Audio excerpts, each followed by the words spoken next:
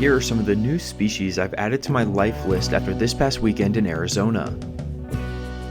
The chrysal thrasher. I first saw one of these leaving the airport and was really happy to run into another one along a trail.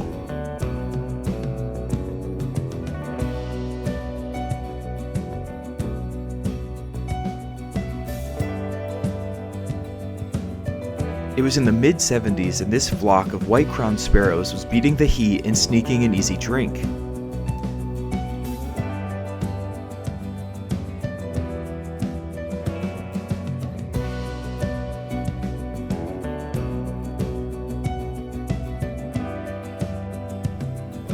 At the same trailhead where I saw the thrasher, I also saw this cactus wren.